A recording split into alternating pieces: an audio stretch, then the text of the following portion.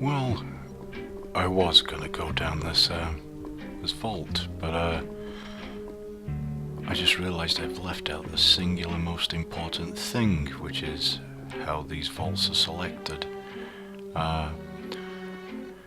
When a vault is powered, obviously, the power comes to these redstone lamps on either side, and it lights it all up. Let me just smash my way through here. Now, of course, this is the design for the 3x3 door, all underneath here, and that's the vault there. So the staircase there and the lights. I've used plenty of glowstone down here as well. Everything, when I do redstone, everything is lit up to try and reduce lag, because when redstone lights up, if it's gone from pitch black to redstone powered, then it can, or it has been known to cause lag.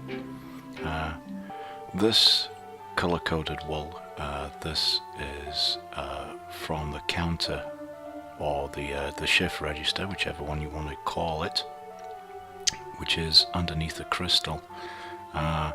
This line comes from the counter and comes all the way up to the vault and powers it. These here, these minecarts, which you can see just going backwards and forwards, these are just here just to update the repeater here. So that's all it's doing. So if that repeater was to ever get stuck during a chunk load, all the sound effects are going off because I'm near. So if that repeater should get in a stuck state in a chunk reload or unload, then the minecart going past updates the block at the side of it, and that should help the circuit go along. Now, I have experimented with this. I am in beta testing. You might think, oh, this is not needed anymore because redstone's got a little bit better. Well, it has got a little bit better, but I'd like to actually plan for all events. One of the beta testers, the vaults were not powering on their PC. Introducing these, and I got the power to the vaults. So, oh, gone. Then we may as well. We're here. Sound effect chambers, or this is a golem crusher.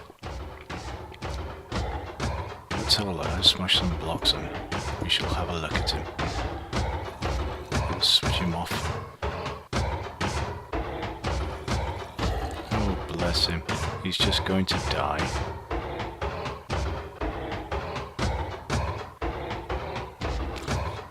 That's an iron golem spawner.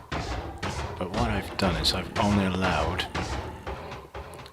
I'm going to move away because he's ever so loud. As soon as he spawns, he lands on pressure plates. Right, he's finished. I've switched it off. All of my devices down here are off. You see, we have the spawner there. I'm only allowing him to spawn in this area. I've buried this so he can't spawn anywhere else. When he does spawn in here, he automatically lands on the pressure plates, which fire the pistons that come down and crush him. That's, I think, R.S. Malik was calling it the washing machine effect. It sounded like they had a washing machine on spin. Call it what you may. There we go. Oh, activated it straight away. Now we can hear. I can hear some growling. Let's go and have a look down here. What's this one? A zombie door smasher. Okay. And this one, if I remember right. Yep. He's actually got there. He's actually spawned the other side. Let me just kill him. Come on, get out the way. And I'll swap one of these blocks in. Put that back in my survival entry. And see if we can get one to spawn. Here we go.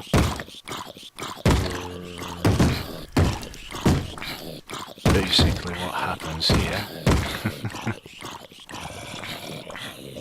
is that let's switch that off while I'm talking.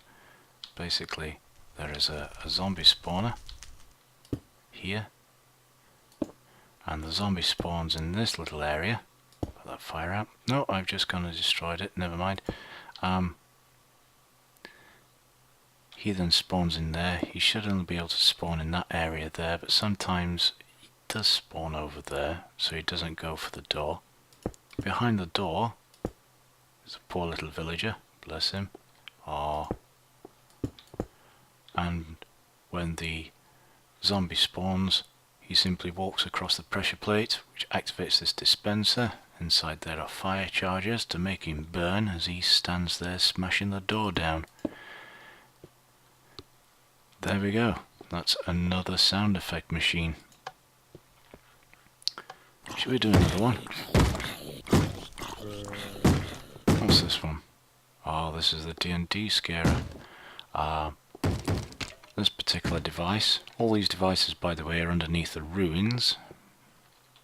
This particular device here. There we go. As a proximity detector, I'm using a creeper spawner here. The creeper spawns in, triggers the cobblestone generator, which then pushes the TNT forward, which then activates and explodes. And yes, this device can be turned on or off. All the atmosphere chambers, as I've nicknamed them, are all pumpkin lined. So let's get back to the circuit. And then I kind of got distracted there, didn't I? Redstone, you see. Whoop, let's dodge him. Oh, not fast enough. Go on, get going. Okay, let's go down here. Wow, you need sunglasses at this point. Apologies if this is a little bright. Let's fly down here. Now, wow. This is the counter stroke shift register that Thungan created for me. He has a video. What I'll do is I'll link his video as to how this works. I'll put that in the description. The clock that runs is simply a 10-second delay line. You see the repeaters coming around, the power's coming around there, and then it follows this repeater line around here and goes back around down there. Now, when the signal comes up this way, it fires a pulse limiter, which then activates this counter here. Now, for every 10 seconds, one of these blocks is shifted out until we reach 4 blocks, so that's 40 seconds, and then on the 50-second mark, the signal is then transferred up here, and we should see, so that one's lit up, and it's moved to there, and that one's lit up, and that's how the vaults are activated. But of course, I'll not describe this device. That's Thungan's video does a very good job of that. And again, I have minecarts here. These are just here to keep the repeaters active. These repeaters have been going for a very long time while I've been developing this map, while it's been released.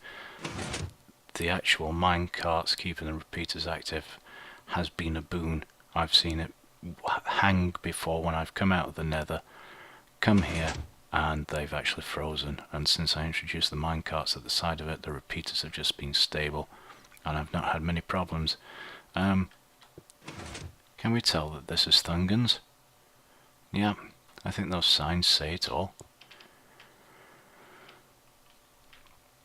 Okay, well, oh yes, here as well, in this redstone area underneath the crystal, because the crystal is above us. No, I'll save it. I'll save some of these. But yes, there's bits of TNT, and that's when you place your pumpkin or jack-o'-lantern on top of the snow blocks to create the snow golem, these circuits are fired and the TNT goes off. And you see these little pools of water here. These are where the snowmen, or the snow golems, land inside there and die. Aren't we pleasant? So, right, we were at the number 6 marker, weren't we? So I think, without further ado, apologies again for this bright colouring, we can go down here. And I'll just act like I was never ever in creative mode. I was a good little player and that I carried on. But we'll know because I'm just boring stone there. Right, let's change my game mode.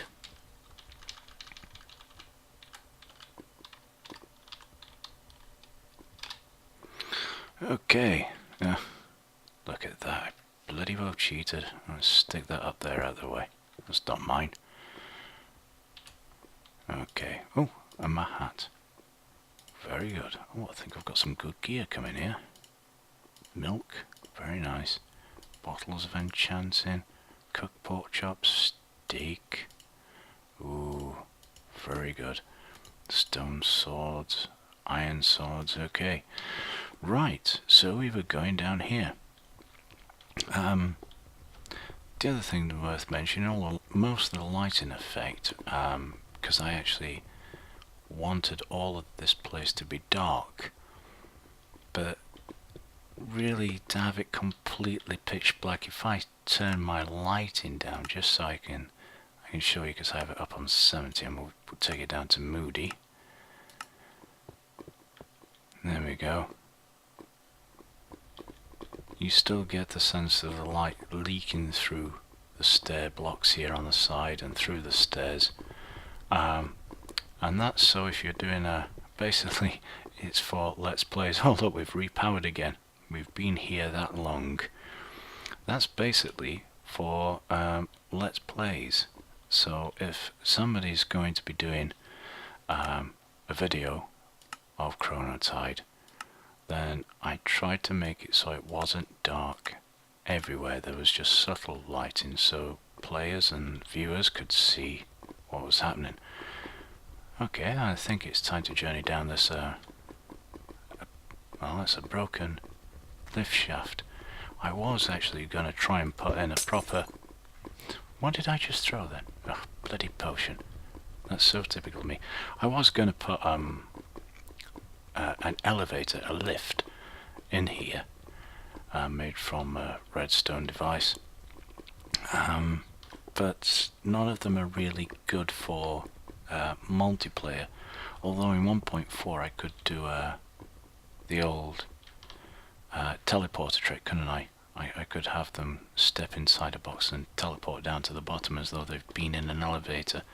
Gets rid of all the redstone. This button, by the way, doesn't do anything. It's just a fake button. But this would have, if you use your imagination again, this would have called the elevator. So, let's go down the elevator shaft. And thankfully the ivy, remember it's ivy not vines, allows us to go down the elevator shaft. And here we go. This area here is a similar design to the laboratory in Wintertide, where all the children had been put back into cryostasis. Obviously I took it needed to have similarities. I think there's only been one player I've seen in their playthroughs who's actually noticed that this looks like Wintertide.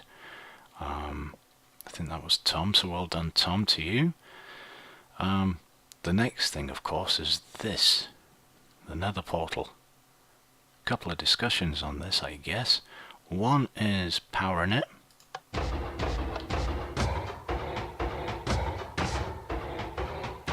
Let's press the button again. The reason why I'm going to press the button again is because when we come back out, the iron golem should be okay. The lava should have drained away. Fingers crossed, eh?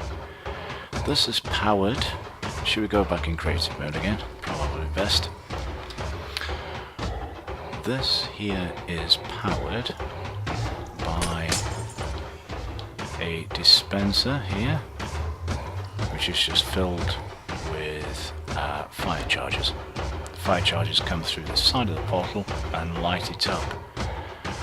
The wiring goes underneath the floor and it comes round to here, activates a dispenser with lava in it. You see the lava bucket is back inside the dispenser because I pressed the button again, and in here, bless him, there's an invincible iron golem slowly burning. I've used Seth Bling's filter, so sorry if you didn't hear that over the clanging. I use Seth Bling's filter. I think it's part of the trading, the villager trading. He created a secondary script filter, to go with that to make villagers invincible. But it also works with any mob, so I placed it onto him, and he's nice and invincible and can flood the place with lava. You can crush him. You can do whatever you want. That's one way of doing it. Right, okay, to the nether, I think. Shh, noisy.